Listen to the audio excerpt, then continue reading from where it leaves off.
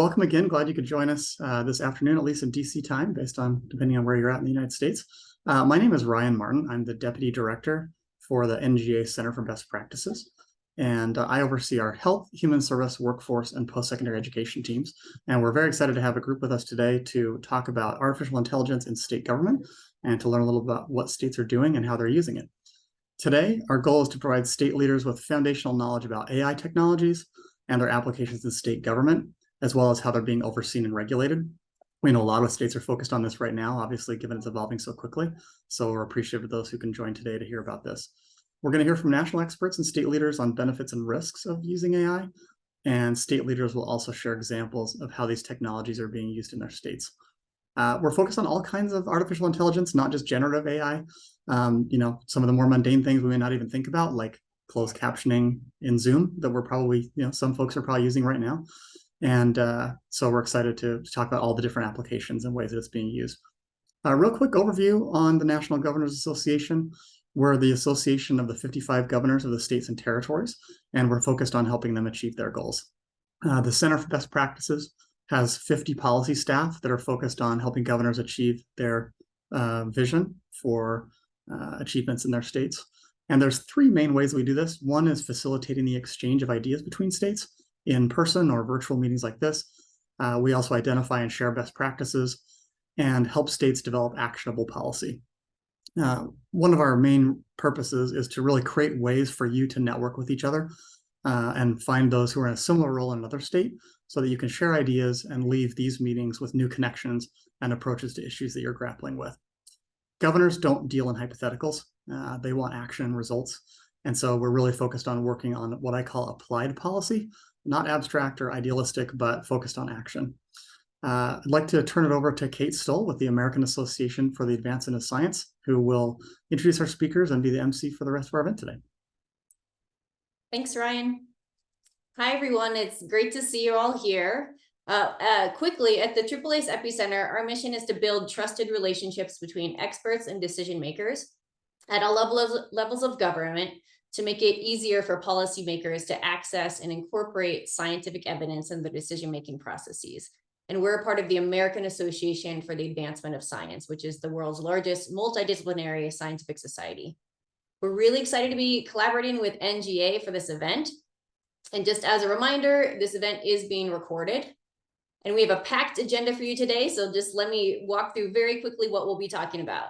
First, we're going to start off with a quick overview of what is AI. The word is thrown around in the media all the time, but what really is it and what is it not? And then we'll do a brief update on federal AI policy. And we'll be featuring 3 state leaders who will talk about AI uses and policies in their states. And then we're going to open it up to Q&A. So I hope you all have your questions ready. And for your information, we're going to throw an AI policy resources document into the chat. There it is. It has a lot of great info on federal, state, and technical resources, so check it out. And let Sally Rude at NGA know if you have additional resources to share. So with that, let's jump right in. I'm really excited to introduce our first speaker today. Eli Pavlik is Assistant Professor of Computer Science and Linguistics at Brown University in Rhode Island.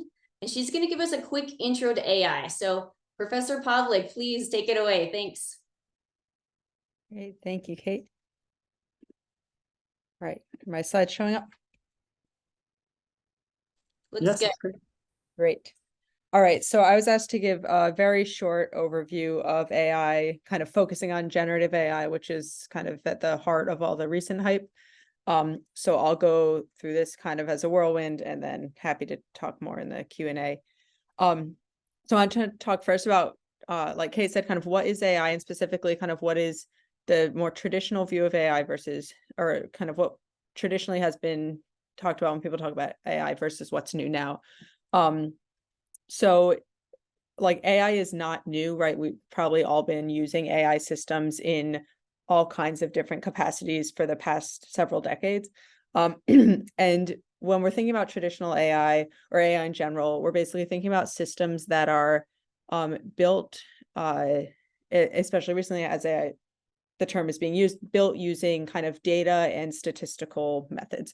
So a really simple example would be something like predicting the weather.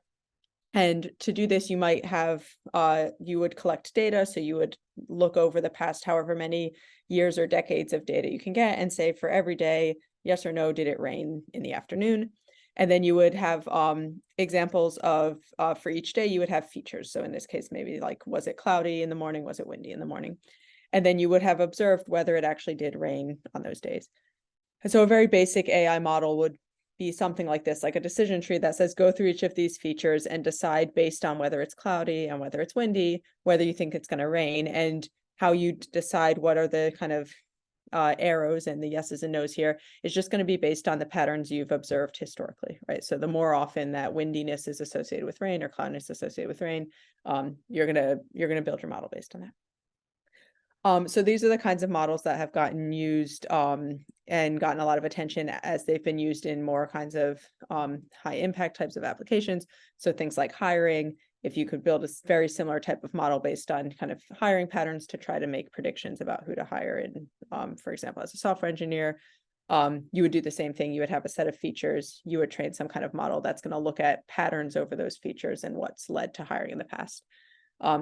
I'll bring up that this has gotten a lot of attention, for example, for issues with bias. So if you've had, you've traditionally hired, like not hired people of color in the past, it's going to be hard for a model to recommend that you hire people of color in the future. So I think my kind of takeaway of traditional AI and what I want to point out is that we tended to have these kind of constrained outputs. So things like yes or no, should I hire this person? Yes or no, is it going to rain? Or some kind of really a constrained range, like predict the price of a stock, right? And then you would have kind of these clear input features like a person's GPA or their previous employer as inputs. The actual relationship between the features and the predictions that the model makes is based on statistics. And so it's subject to kinds of biases, and people have worked on trying to fix those. So what's different now, or what's getting a lot of attention right now in the research community and then in the public in general, is this shift to something called generative AI, which has a lot of features in common with traditional AI, but has some other features that have made it feel a bit more unwieldy. I do want to emphasize that a lot of the problems that exist now are not new problems. And so again, something we can talk about in the Q&A, but some of the problems are new. So one of the things that's changed a lot is that the outputs of generative AI are open-ended. So it's not a yes or no decision. It's something like, write a 5-paragraph essay on the Revolutionary War. And we don't have a really clear sense of what are the features that are input into the model the way we did. So you don't say something like the resume of a person, and you don't have that kind of tabular data that we typically think about for these kinds of problems.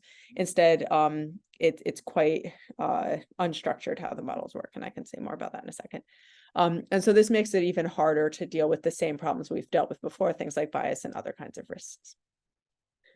So at a very high level, the kind of how generative AI works, one thing that is often different from more traditional AI that you might have encountered in other contexts is they're based on something called neural networks. And the way neural networks work is they're just learning associations between features. So in the case of language, it would be pairs of words. So it might just learn, similar to the traditional AI, just what kinds of patterns has it seen in the past. So if I see the word generative, what kinds of words tend to follow it?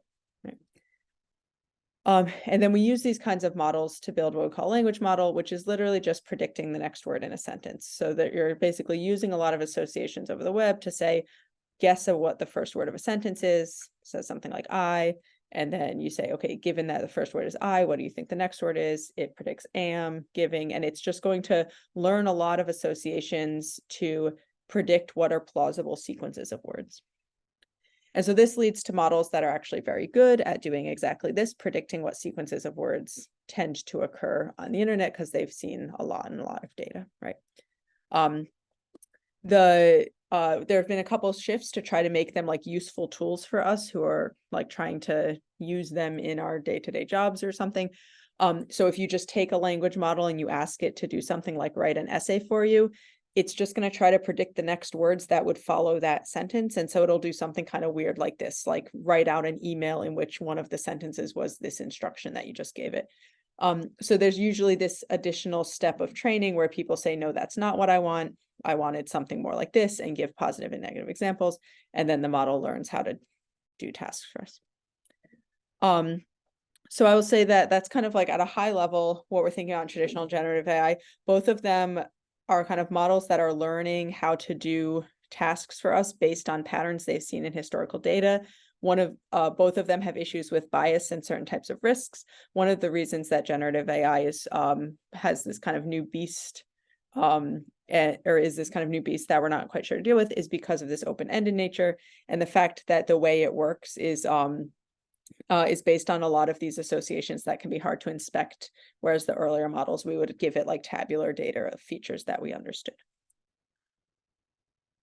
So I wanted to highlight, there's a lot of risks and unknowns and things I could talk about in generative AI because so much is new that I think one of the biggest risks is just how new it is and how little we understand how to fix the problems. But I want to highlight, I think, 3 of maybe the biggest issues very quickly. So one of them is this idea of hallucination. So if you kind of have in mind how the models are working, right, they're learning associations between words that tend to occur together on the internet. So if you ask them to do tasks for you, they're very likely to make stuff up. Right. So I asked it to write a speaker bio for me for a talk I gave a couple months ago. And in this passage, it just gives me a whole ton of awards that I've never received. This was funny to me. But it's also it's like a very innocuous example of the kind of thing that can go wrong. Right. So it knows kind of what field I'm in, what career stage I'm at, what country I'm in. And so it knows the types of things that tend to appear in speaker bios, and it's very happy to generate those, even if they're not actually true. Because unlike traditional AI, this model doesn't really have access to a database or the kinds of things that would ground it in reality, right? So this can lead to problems.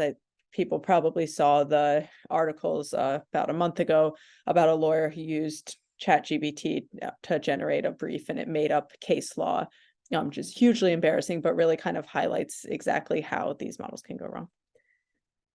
A second issue, which is really related to all the other issues, is, like I said, they're just poorly understood compared to traditional AI. So the core technology is not brand new, but the way it's being used right now is quite new. And so it's really only been around for, at best, 5 years, depending on how where you want to put the start. Whereas traditional AI has a lot of theory behind it.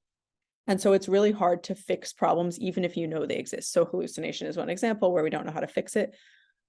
Another common problem is trying to place guardrails around these systems. So there's been a lot of work by OpenAI and Google to prevent the models from, for example, giving instructions on how to make a bomb or generating fake news.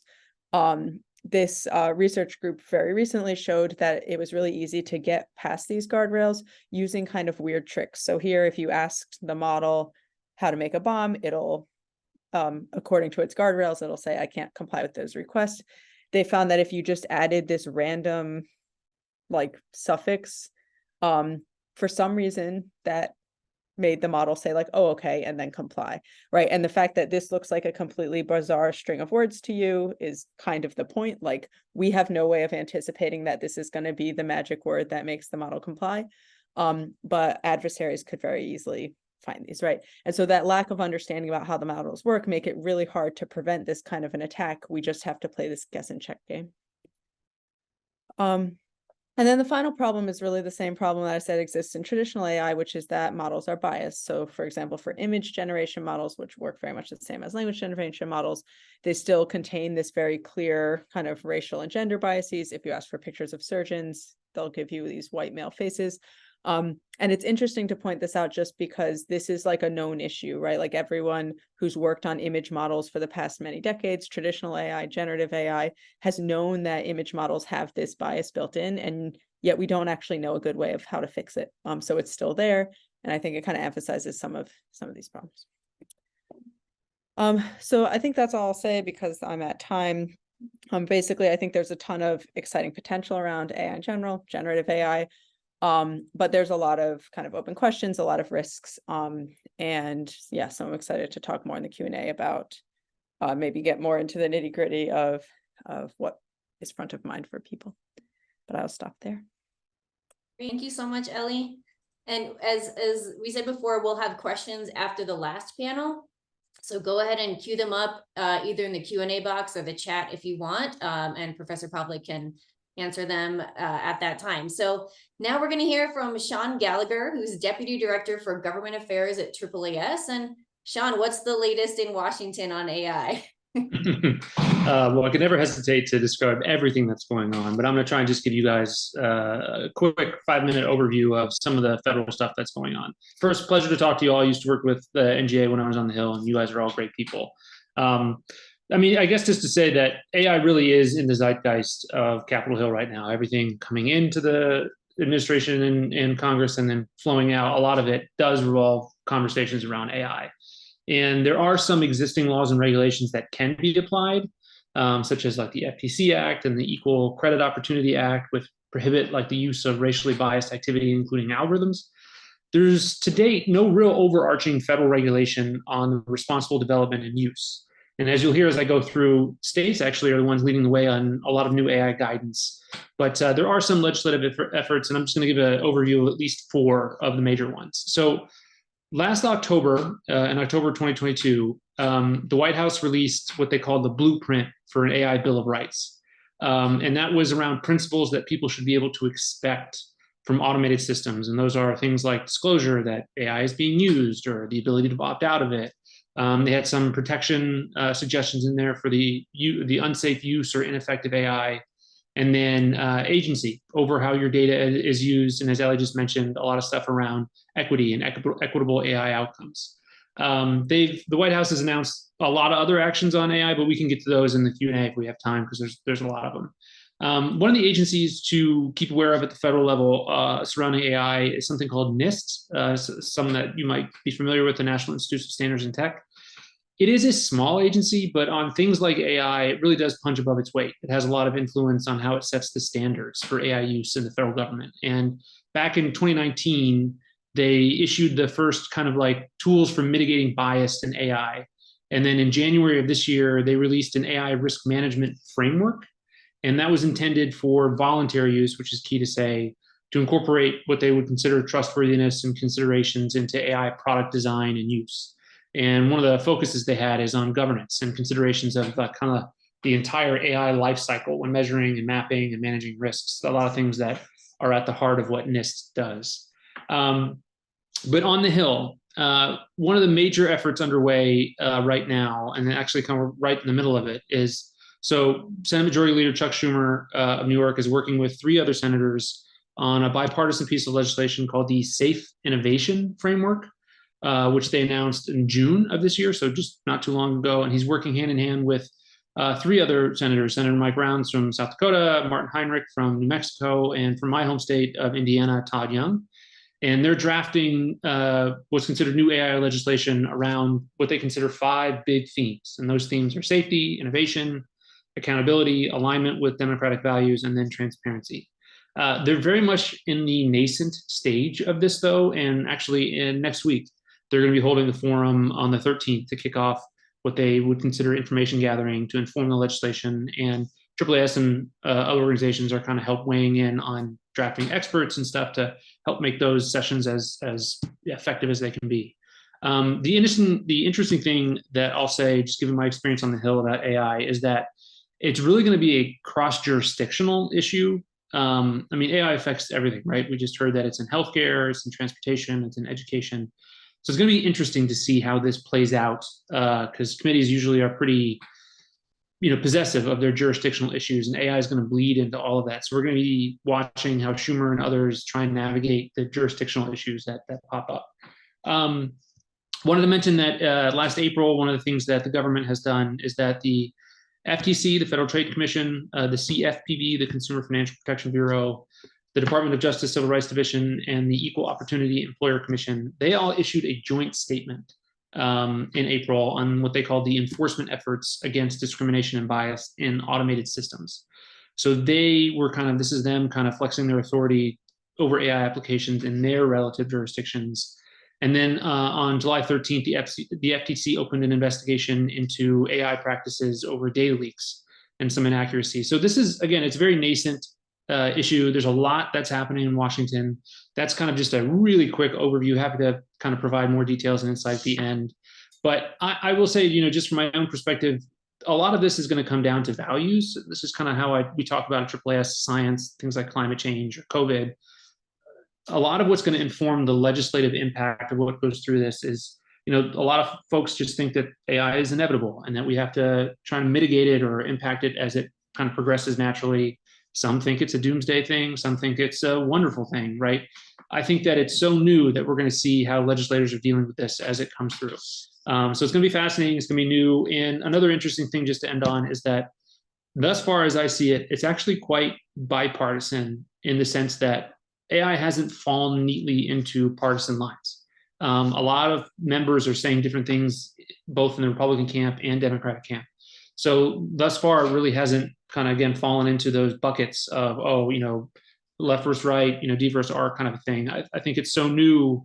People are trying to figure it out and grasp it, how it affects jobs and the economy and bias and all of those things. So it's really developing. We're going to keep our eye on it, but happy to answer more questions at the end. And thanks for your time. Thanks so much, Sean. And Sally, we're going to turn to Sally Rude, Senior Policy Analyst for NGA Center for Best Practices next to introduce our state leaders. Hello, everybody. Please nod your head, Kate, if you can hear me. Thank you. So I'm delighted to introduce our 3 state speakers today. First up, we have Nick Stowe from the state of Washington. Nick is Chief Technology Officer for Washington's Technology Solutions Agency, known as WATEC. After Nick, we'll hear from Katrina Flory in Ohio. Katrina is the state's Chief Information Officer and also Assistant Director of the Ohio Department of Administrative Services. And to round out our state panel, we'll hear from Alan Fuller in Utah. Alan is Chief Information Officer for the Utah Department of Technology Services. So, let me just quickly say each of them will be talking about how their states are using AI, what challenges they're facing, their concerns, and any current policies that they have going about AI and what they'll likely do in the future. So with that, you want to take it away, Nick? I would love to. Thank you, Sally. So from one Washington to the other, I'll now talk about the state of Washington and our approach. As Sally mentioned, my name is Nick. I'm the CTO for the state of Washington. I've been in this role probably about 5 or 6 months now. Before that, I was a CIO for a couple of different agencies, so I really do have a decent amount of experience in terms of applying this technology purposefully. The first thing I'll talk about is kind of the why. Like, why does the state of Washington, why are we focusing so much on AI? I think one of the things that we have been really focused and purposeful on is evaluating any kind of emerging technology that could benefit our residents or our environment. It's the same approach we would take to the cloud and to other emerging technologies at their inception. It's the same reason why we're focusing on artificial intelligence and the purposeful use of AI within the state of Washington to benefit our residents. In terms of how we're using it, Ellie talked about it earlier, like AI as a portfolio is very large. So I could talk to you about the Excel macros that I use to evaluate budget information, but I don't think that would be super exciting when we talk about AI. So there are a couple of use cases that I'm really excited about that I'll talk about. First, it may not sound as exciting when I say it, but seagrass is very important. And so when I think about, for the state of Washington, environmental sustainability is a really important component to supporting our residents and to supporting the business of the state. And so in order to do that, we have several different ways we measure and identify data on the health of our environment, and seagrass is one of them. Measuring seagrass and the health of seagrass requires computer vision, so just cameras and technology that's recording visually patterns over time in seagrass, which generates a ton of data. And in order to make sense of that data, we have to develop algorithms and patterns that help us identify what's happening in seagrass over time, and are our countermeasures helping improve the health of our ecosystem. Another good example that is really important to us is wildfire detection and response. It's a similar type of use case where you think about computer vision or some kind of visual way of evaluating our countermeasures or the health of our environment over time, and then identifying patterns in ways that either through prevention or through detection, we can help reduce the risk of wildfires in the state. One other area when it comes to just machine learning in general is fraud detection. I think that's another really good example of a space, especially over COVID, where we had to really rapidly identify new patterns of fraud. And again, the theme that you'll see here is large amounts of data where you need to identify a pattern and then validate whether the corrective actions you're taking are helping address the problem that you've identified. When it comes to generative AI, there are two areas that we've really been focusing on. As Ellie mentioned earlier, it's really new, and so we kind of want to be cautious and purposeful when we look at generative AI. So one of them is in code development, and so some of you may have heard there is a product called Copilot, which effectively helps augment software developers and make it easier for them to do their work. So again, bias in that data, and so I think that's one area where we're looking at and just seeing where it can add value. Another one is a really basic one, and that's communication. So an example, communicating around major concepts like data bias. Sometimes recently our chief data officer used a text to image generative model to explain the relationship between data bias and sharks in the water. And so it was a good way of kind of building awareness on data and data awareness using a generative tool.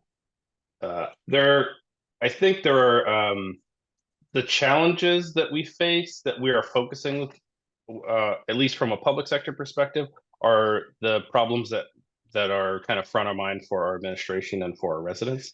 And that's a lot around poverty reduction. You've already heard me talk about environmental health, climate change, again, as something that's related to environmental health. And then another really key area in the state of Washington is focusing on how can we more equitably serve those communities who have been traditionally marginalized or disadvantaged. A good example that we've seen in one of our local jurisdictions is the use of AI to identify where we may have inequity of green space in the investment in our trees, and what can we do there when we think about infrastructure investment to better support our traditionally marginalized communities. Many of the concerns that we have around the use of AI follow many of the patterns that Ellie identified earlier. Number one is bias. Ellie talked about it very quickly and beautifully. There are all of our data sets. A bias is kind of inherent in the way that data has been collected over time. And so that's one area where we really are concerned. I'll talk a little bit about later on about how we're trying to address that. The other one is it's not as self-explanatory, but one of the big risks is inequity of capability. And so when new technology or new tools get deployed, we have state agencies, boards, and commissions that may have 10,000 staff and tons of resources, or they may have 10 people, and they still all have the purpose and duty to serve our residents. And so we really want to make sure that we have the equitable ability to evaluate new technology like AI and make sure that our boards, agencies, commissions, and our local governments are supported and have the ability to use those new tools to support their residents. I'm going to go really quickly, kind of to wrap up the Washington segment on policies and our approach in the state of Washington. So there are some underpinning laws. The state ethics law prohibits state employees from putting sensitive or confidential information, distributing that publicly. That really comes into play when we're talking about generative models, like ChatGPT as an application of a generative model. So that's an underpinning ethics law. We have state policy on data classification and data security. So again, that's a broad law and policy that applies to really any deployment or use of technology in the state. When I narrow it a little bit more focused, there are two recent artifacts. We have a state chief privacy officer that I mentioned is the co-chair for our AI steering committee. And she's produced a set of privacy principles that are really critical that are given to state agencies to make sure that we're aligning with best practices for privacy on behalf of our residents.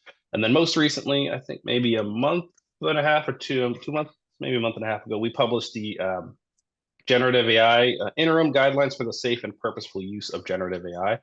Really, what you'll see in those guidelines is we identify a couple of potential use cases and really focus on what can agencies do and what can state agencies, boards, and commissions and our local governments do to safely and effectively evaluate generative tools. We also, and that was an output of our, what we have is effectively an AI Center of Excellence. So we have a steering committee made up of agency and local government representation, then a large community of practice. And that community of practice, as the generative AI guidelines were our first output, we're now continuing to focus on what does governance look like? How can we as a community help identify different tools or risk frameworks that can help us evaluate technology? What kind of procurement guidelines could we distribute across the state to help us make sure that the tools and the software in our pipeline are aligning with some of the principles? The last point I'll make is that the NIST risk management framework that Sean mentioned earlier is what we drew from heavily as inspiration for the generative AI guidelines. And we do find that they, as Sean said, do seem to punch above their weight in cybersecurity and in AI. Excited to field any questions when we get to the Q&A section. Thank you.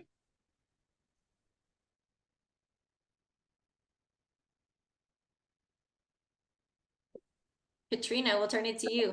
I was like, should I just go ahead? I can just go ahead. Thanks. Thanks, Kate. I'm Katrina Flory from the state of Ohio, as mentioned. So kind of similar to what Nick was saying, you know, the how, the why. I would say Governor DeWine and Lieutenant Governor Husted have focused on customer experience since day one. So this includes the use of technology and innovation. How can we enhance our customer service channels to Ohioans? How can we respond and provide services to Ohioans faster and quicker and more efficiently? So a lot of things we have done so far around, you know, chatbots on our websites, including ohio.gov. We use AI in our contact centers, machine learning on our service management platform for internal use. So we get those tickets auto-assigned and moving forward. Also on our data analytics platform, AI and machine learning algorithms that state agencies can use to learn insights and recognize patterns. We're using that now to predict the likelihood of fraud in unemployment and things like that. Also, you know, an example, we don't have seagrass necessarily, but our Department of Transportation uses AI and machine learning on geospatial data, images, things like that to predict and have efficient or have more insights on construction management on roadways and things like that. So there's some of the how, the why, I guess.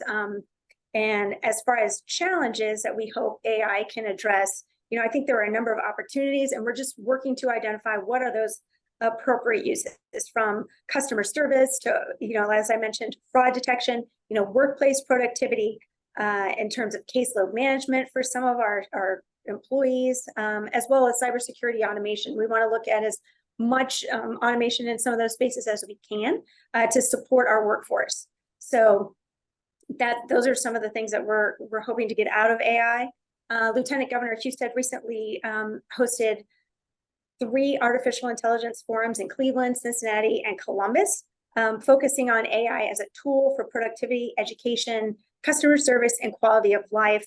All of these forums reached capacity when they were announced. It was very exciting. A lot of buzz around them. People there in person and remotely. Attendees included K-12, higher ed, workforce development professionals, technology, and business leaders. So the LG assembled a panel, talk through some of those things, thought leaders in education, business, and technology fields around AI and where we see AI going. How is AI going to touch our lives? So there's certainly a lot of interest in AI in Ohio. But as Nick mentioned, and I'm sure Alan will mention as well, you know, like many states, as far as concerns, we want to ensure responsible use of AI, especially when we talk about generative AI. We want to make sure our folks understand, as well as our contractors, you know, potential security and privacy issues, the ethical concerns, reputational concerns, limitations, and then what are the guardrails that we need to put around the use of AI to protect sensitive data and avoid bias.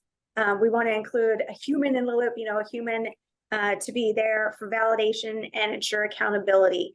Kind of like the example earlier with the attorney who didn't realize the chatbot could just make stuff up. So we want to make sure. I know I had a peer in another agency. He was looking for some information and did a ChatGPT search, and it actually pulled not law from Ohio Revised Code, but from Connecticut. So that wasn't really particularly helpful from his vantage point. But I mean, it's always great to know what other states are doing. We truly appreciate that. But he was looking for current law. So we are looking at, where can we offer training to employees and maybe a sandbox environment for some safe experimentation, that kind of thing around AI uses. And I think Ellie kind of mentioned that as well, that sandbox approach. We do have existing policies in place, much like Nick mentioned, around data privacy, data classification, certainly in those spaces, ethics and things like that. We did establish a multi-agency AI special interest group a couple months ago to look at all those aspects, from the political, the ethical, technical interests. So we've got IT folks on there, as well as what I would say the business and thought leaders of the state, to balance out those potential, identifying the technology's potential and the associated risks of use. So because of course we've got, two spectrums where people are like, run, let's go, let's use it. And then the other side of the spectrum we have, but wait, we don't know everything yet. So how do we kind of meet in the middle and develop a policy for use of AI in state government? So we do have a draft circulating through that interest group right now. We actually meet tomorrow. So that's under review, but we wanted to touch on things like statewide planning aspects. We have our investment management group, and we wanted agencies to identify to us where they're using AI and where they have planned use, because we may not see that through our current governance processes, as far as it could be a component of a larger project. But we wanted them to call that out so we have a little bit more information and insight into what agencies are doing in this space. So statewide planning, those implementation components, procurement, where we need to add things to maybe some of our contracts around the vendor use of AI when they're working with us on a project. Security and privacy governance is huge in this space, of course, working with our chief data officer and that team. And the policy is going to authorize the use of AI, but establish kind of a framework to make sure that we protect Ohioans' data and the integrity and quality of the information delivered through AI. So we don't want people putting PII into, a chat or something like that, into Chat GPT. So we want to make sure that the end users understand, as well as from the technical side. So we're going to partner with our agencies. We have 26 cabinet agencies to kind of explore the various uses that are high value and low risk. Maybe look for some prototypes and continue to monitor that use and really look at how we want to govern and what governance we want to put in place as we move forward. But I think there's a tremendous amount of opportunity. And I always look to my colleagues in other states to see how they're doing things. I certainly had talked to Alan about this as well. So we'll be sharing, I'm sure, across states as we continue to move forward in this space. And with that, I think I'll turn it over to Alan. Okay, I'll just jump straight in. So first of all, let me point out that the uses of artificial intelligence are quite common, and it's likely that we have all been using artificial intelligence in some form or another for years. Things like the recommendations you get on Netflix have AI behind it. Things like voice recognition, like Apple Siri or Google Assistant or Amazon Alexa, Google Maps, Apple Maps, those all have AI technology built in. And there are many other use cases out there already with artificial intelligence, like cancer screening and handwriting recognition and targeted advertising and traffic pattern analysis and all of those kinds of things. In the state of Utah, we put together a Center of Excellence for Artificial Intelligence.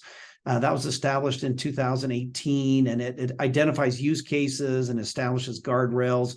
And we have broad participation from multiple agencies in that. And we bring in we sponsor forums with industry experts and so on. And so some of the examples of how we're using artificial intelligence today in state government, we use it as a tool in our data security and our threat detection and analysis. So we have literally, petabytes of data coming off of scanning software, and it would be impossible for a human to evaluate that massive amount of data for malware sequences. But we can train an artificial intelligence tool to do that.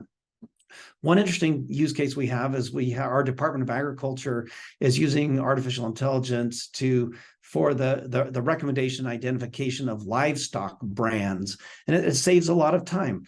And we have some robotic process automation projects in finance settings where we're trying to automate tasks that people routinely do. And so our artificial intelligence is out there and has been used for quite some time. And of course, the big buzz is around generative AI, which was introduced to the public really last fall with ChatGPT. And the thing about generative AI that makes it so unique is that it's a branch of artificial intelligence that with very simple text-based inputs can create new, realistic, and really diverse content, things like text, images, video, audio, computer code, can generate synthetic data based on existing examples and inputs. And so generative AI has this almost human-like feel in its ability to generate content, and it's very accessible and easy to use. So there's a lot of buzz around that. And of course, I'm talking about tools like ChatGPT and its variant, Microsoft Bing, Bing Chat, Google's Bard, there's DALL-E, there's actually many other tools out there now. And let me just point out, if I may, Gartner, the analyst firm, comes out with a technology hype cycle, and generative AI right now is at the peak of inflated expectations. And it's likely that as a technology, it will go through the trough of disillusionment before it reaches the plateau of productivity. But I see generative AI as a technology with both tremendous promise and tremendous peril. So let me just quickly talk about the promise. On the promise side, this technology is a powerful tool for content creation. It can be a catalyst for innovation and problem solving. It can help us to explore new kinds of things and discover new patterns. I mean, it can potentially enhance our creativity and even augment our intelligence. So where there are things like routine tasks that we can automate, generative AI has a lot of potential. I think there's likely to be productivity benefits for many jobs, tools for education, in medical fields, computer help desk types of things. One example of generative AI that I think has tremendous potential is you can use generative AI to take a data set, a real data set that perhaps has personally identifiable or private information. So that data set could not be released. You could use generative AI to generate synthetic data that is so close in statistical properties to the real data that it can be used by researchers to do analysis. And yet it can be widely shared because this new synthetic data has no personally identifiable or confidential information. And that's already being used, for example, at the University of Utah Medical School.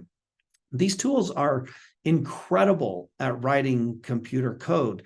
So there's an opportunity to make our software development a lot more productivity. And these tools are just fun. So there's a lot of promise.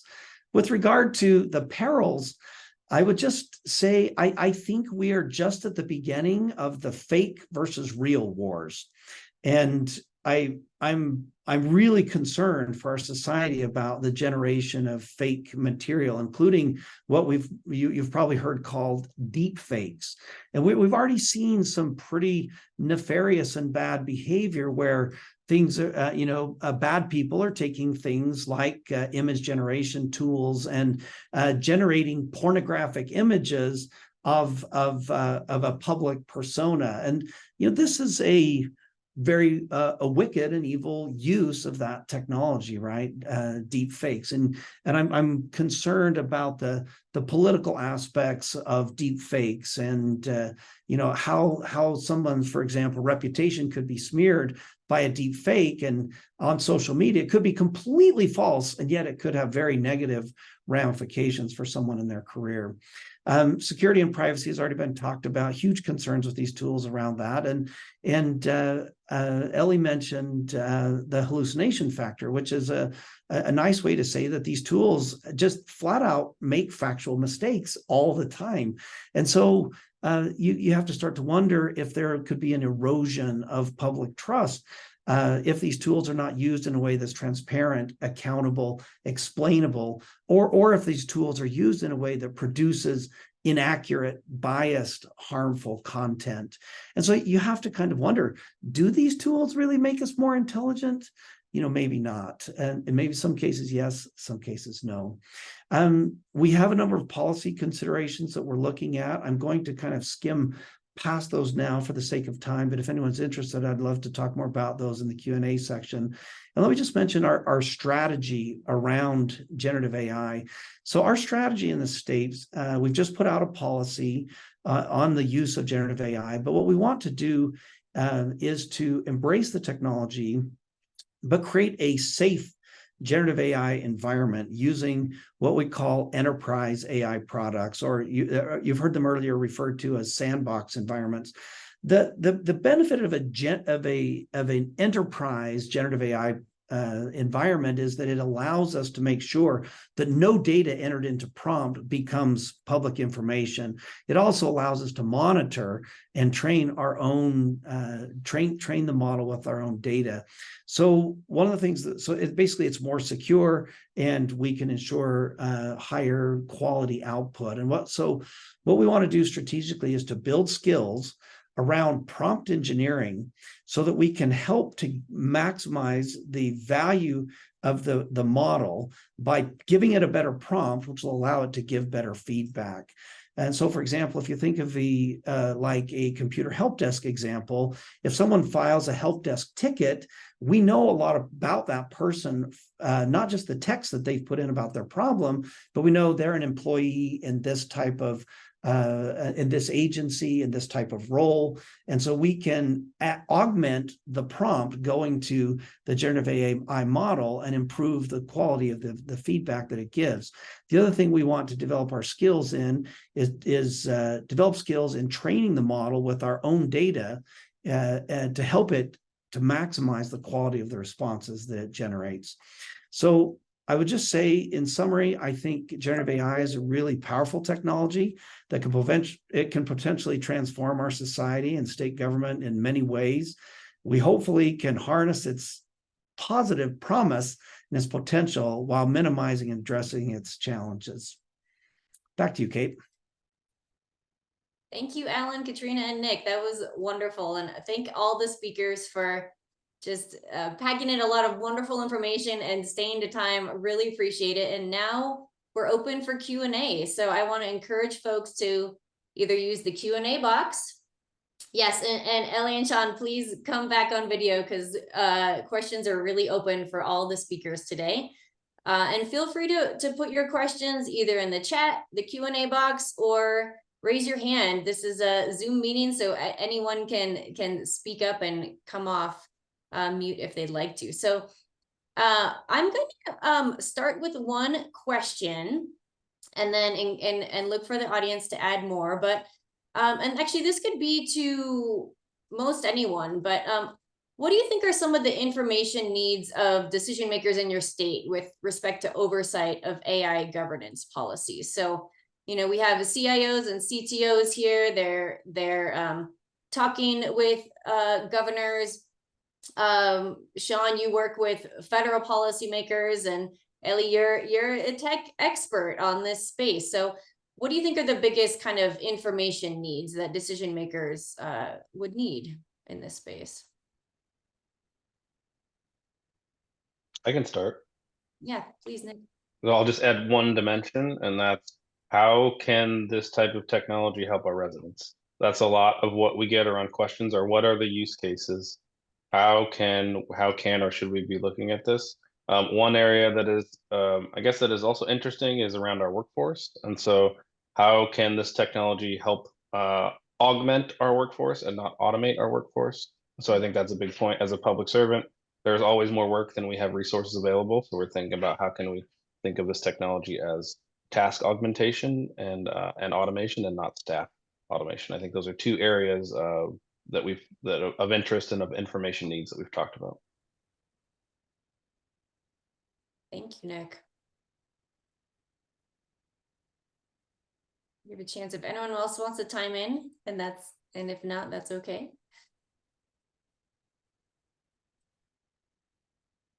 So actually, oh, go ahead, Sean. was just going to say on this issue at the federal level for legislatures, I don't think I'm going to shed any light that anybody doesn't already know, but the difficulty for them really is understanding the magnitude of AI, and then what is the possibility for either oversight, regulation, and influence. I think that there are analogies, with social media, with other tech. A lot of legislatures, they don't necessarily know how to come down on it. And if they do anything, for Congress, especially from my experience there, they're always very keenly aware of if they do something, will it inhibit growth? Will it set us back? Or will they just be affecting its, in a small fashion with AI just bounding around it? Like, do they even have the tools and capabilities? So I think right now they're really trying to figure out how big is this going to be? Where is it going? And if they do want to impact it, how is it even possible? So they're really kind of at the beginning stages, in my opinion. Mm-hmm. We might mention, Kate, there's a fair amount of fear out there about AI tools. Mm-hmm. No, absolutely. We have a question from Alex Herman in New Jersey. So Alex, please go ahead and come off mute and ask your question. Alex. Sorry. Hi.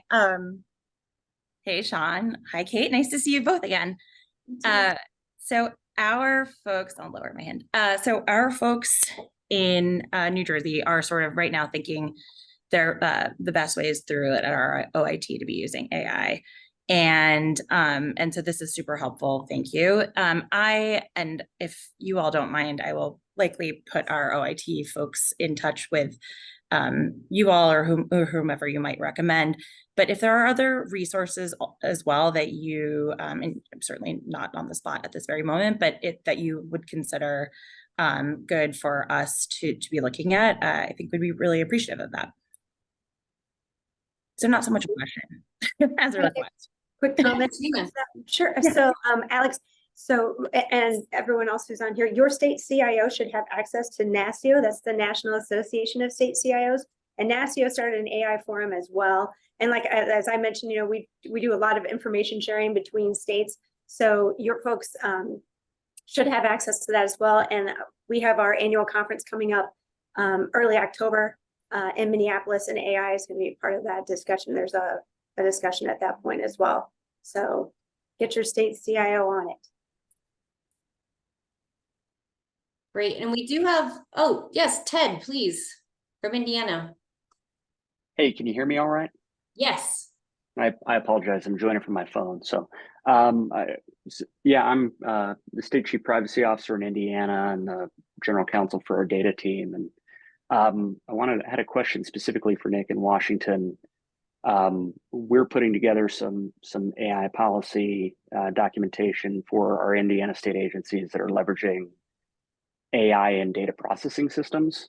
Credit to WATEC for everything that you have out there. I've used Katie as a resource and she's been tremendous. But you mentioned the NIST AI risk management framework, and I just sort of curious how you're operationalizing that. Is it really just during the design and development phases, you want those teams to be mindful of the framework and its core and components, or is there some kind of check the box exercise that you have them going through?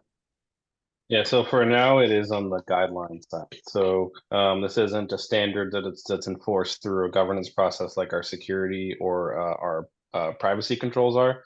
And mostly that's because this is fairly new. And so normally in the pattern of policy development in the state, especially because generative AI was kind of getting so rampant and the hype was, as Alan was talking, the hype was getting so increasing. We need to give agencies something, and that the guidelines is the easiest and most effective way for us to do that. And so when it came to risk, really the principles are the primary artifact that we inherited. And there are some guidelines around how you can deploy the principles, like what are some of the audit controls to identify transparency. I think the way that we're thinking about now, one of the areas that we're focusing on in our Center of Excellence is procurement guidance. That's another really actionable way to identify how can you deploy principles from a framework. And then we will have, we've already started talking about what a policy or standard for AI will look like, and that would have more of the rigor from a process perspective.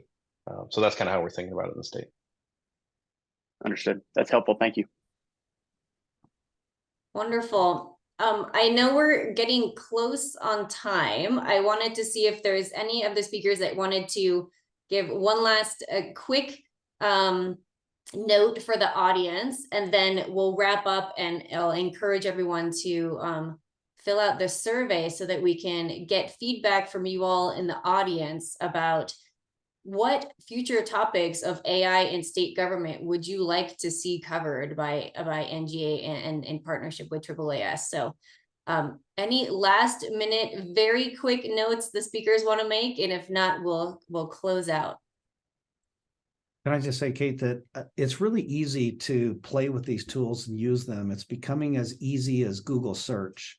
So I would encourage everyone to get, just find one of these tools, any one of them, and play with them if they haven't already, and explore them a little bit themselves and see what they can do. That's good advice, Alan. Great. So thank you all so much for sharing your expertise today, all your best practices, policies, and insights. We will close out now, and I know there are probably more questions that you all have. So please be in touch with NGA if you have additional questions. And we will, as you close out of this Zoom meeting, we will link to a survey. It's just 4 questions, and we would really appreciate your insights on future topics you'd like to hear. And again, our emails are right there, so please reach out if you have further questions or ideas for future programming. Thanks to all the speakers and for all of you for joining today, and we'll say thanks and goodbye. Thank you.